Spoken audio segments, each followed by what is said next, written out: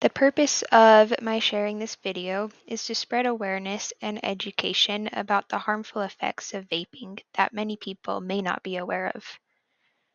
Right now, we are dealing with a youth vaping epidemic, and over 3,500 adolescents begin vaping every day. In fact, there are more high schoolers using vape products than there are adults. Although we have seen a significant decrease in the amount of youth smoking cigarettes, there's actually a higher amount of teenagers using tobacco products in general. And out of the teenagers that do vape, about 90% of them are using flavored vapes, and over half of them have tried to quit in the past year, showing that it is something that they do not want to continue. This graph from the CDC shows us the correlation of tobacco use in adolescents increasing with the use of e-cigarettes.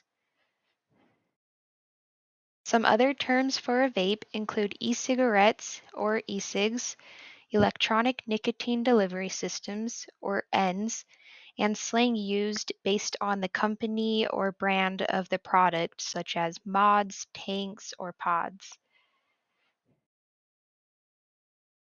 As you can see, there are many different shapes and sizes and designs for vapes. There are even products that are made to look like everyday household objects. However, every e-cigarette is composed of generally the same parts. We have the cartridge or pod that contains the e-liquid, which is made up of different particles and chemicals that we will go over shortly. There is the heating coil that heats the e-liquid along with the battery and the mouthpiece. Now we will go over what is inside a vape, or more specifically, what is inside the e-liquid. The e-liquid contains many harmful chemicals and products, such as nicotine, volatile chemical compounds, ultrafine particles, cancer-causing chemicals, such as formaldehyde, heavy metals, and flavorings. Some of these chemicals are used because the heater does not get hot enough to heat up the e-liquid and turn it into vapor. So the chemicals are added to speed up the heating process. It's kind of a similar concept of adding salt and water to make it boil faster. You may have noticed that water was not listed as a component of e-liquid. This can be very misleading as we use the terms vape and vaping because it is not water vapor. It is actually creating an aerosol that contains harmful chemicals and oils. This chart shows that over half of teenagers believe that their vape just contains flavored water and are not aware of the harmful things they are inhaling. A study showed that almost 70% of teenagers believed that e cigarettes use caused little to no harm to their bodies. Going into a little more detail on each of these components, heavy metals found in e-liquid include tin, nickel, and lead. These come from the battery and the heating coils found inside the e-cigarette and are toxic to our bodies and can potentially cause cancer. Propylene glycol is found in many food products and is safe to eat and ingest because our digestive system has organs that help filter out the bad stuff. However, when inhaled, this chemical just sticks to the lining of our lungs and causes inflammation. Formaldehyde, if you don't already know, is a chemical that is used to preserve dead bodies and body parts for cadavers and research purposes. It has also been found to cause cancer when inhaled. Ultrafine particles lodge themselves deep into the lung tissue and can possibly cause holes in the lungs. The most common flavoring used is called diacetyl, which is also safe to eat but not to inhale. It has been linked to popcorn lung, which is a chronic lung disease, and because it is chronic, there is no cure for the popcorn lung. A volatile organic compound that has been found in e-liquid is benzene, which is also found in car exhaust and is in no way safe to inhale. Inhaling this can cause asthma-like symptoms such as coughing, wheezing, and difficulty breathing. A huge component of vapes is nicotine, which is a highly addictive chemical and drug. 99% of e cigarettes have nicotine in them, which is nearly every single one. Even if you find a vape product that claims to have no nicotine in it, there is a high possibility that it still does. And just a fun fact about nicotine, it is also used in insecticides.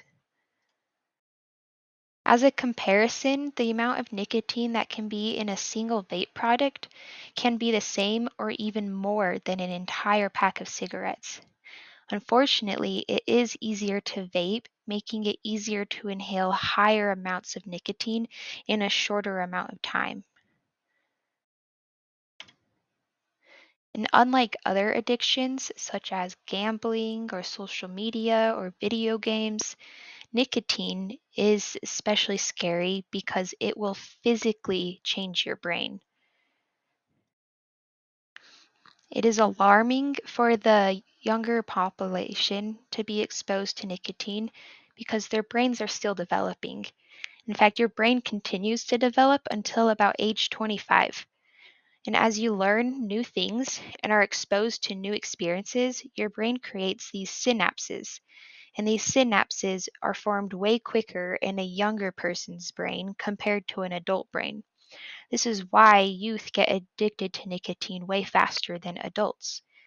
Nicotine will also interfere with the creation of these synapses and can cause problems with your memory, attention span, and emotional regulation, which these are all linked to the prefrontal cortex inside the brain. And looking at a smaller level, you have these spaces where your brain cells send neurotransmitters to each other. And as nicotine connects to its receptor, as shown in the top right, a ton of dopamine gets released. And the dopamine then connects to its own receptors on the following cell, which continues down a pathway to your rewarding system, making you feel good. Over time, these dopamine receptors become desensitized due to the high amounts of dopamine, and this causes your brain to crave even more nicotine. And this is what tolerance is. And something else that can happen due to these high amounts of dopamine is your brain creates even more dopamine receptors to match the amount of dopamine. And this is what can cause withdrawals when you stop using nicotine. Because you have way more receptors than the amount of dopamine, your brain thinks that it needs more dopamine. Eventually, these receptors will go back to normal levels as you stop using nicotine, but it does take time. To give an easier explanation of how nicotine affects our mental health, let's look at this makeshift dopamine scale. The slight smiley face to the left is your normal levels of dopamine. Now, let's say you get a compliment and it makes you happy. Your brain releases dopamine and makes you feel good. So now your dopamine levels are at the big smiley face. Then, after some time, your levels will go back down to the normal range, back to our first smiley face. When you are exposed to nicotine, your dopamine levels surge and you go beyond the scale, like way past the scale. And then, when that nicotine wears off, rather than going back to your normal dopamine levels with your basic smiley face, it'll drop completely and you'll feel depressed. This is why people feel like they need nicotine to feel happy and why they feel anxious and depressed without it. After quitting nicotine use, these levels will eventually go back to normal, but again, it does take some time. Using flavors in e cigarettes has become a scary thing. These flavors will cover the bitter taste of nicotine, and this makes people feel like vaping is less harmful than it actually is. And biologically, as humans, we crave sweet things because sweet things generally contain glucose, which is one of our main energy sources. So, as you can see, vape companies have used this to their advantage as they advertise their products looking like sweet treats, knowing that we will be drawn to them. And these products that look like candies and treats, as shown on this slide, are actually now illegal to sell. However, companies are still getting around the policies and laws and still selling flavored vapes. The Flavor and Extract Manufacturers Association is the company that makes flavors that are meant to be used in foods. They have said that they do not support the use of their flavors in vapes because it is unsafe to inhale.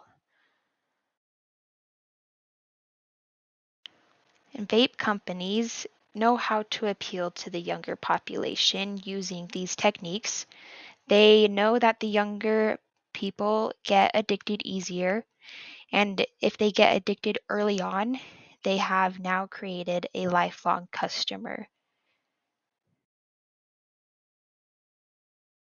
Vape products made by these companies have also been geared towards teenagers by making them look like everyday items, such as the lipstick to our right, or the smartwatch on the top, or the drawstring on the hoodie. And this is a big deal because it's showing that the vape companies are again advertising towards the teenagers, knowing this is the kind of stuff that they will want to hide that they are using vape products. So, in summary, the chemicals found inside e liquid have shown to potentially cause cancer and other negative health effects. It is important to understand that vapes are not water vapor and are aerosol. Nicotine is very addictive and hard to quit, especially if started at a younger age. Rather than helping treat a mental illness, vaping will actually worsen your depression and anxiety. Vape companies use biology and physiology to their advantage as they try to advertise to younger populations, especially by using flavors. However, it is important to know that about 85% of high schoolers choose not to vape, showing that majority of teenagers are actually not vaping, even though it may seem like everyone around them is. Research is still going on about the harmful effects of using e-cigarettes, and what we know now could potentially only be a smaller portion of something way bigger. If you are looking for some resources to help you or a loved one quit vaping, here are a few examples that can be used. These are anonymous text and calls or different apps that can help people quit vaping. This is only a small amount of resources available, and if you just look it up on Google, there are more options available. And thank you so much for watching my video. I really hope you learned something new and can help me spread awareness by sharing it with others.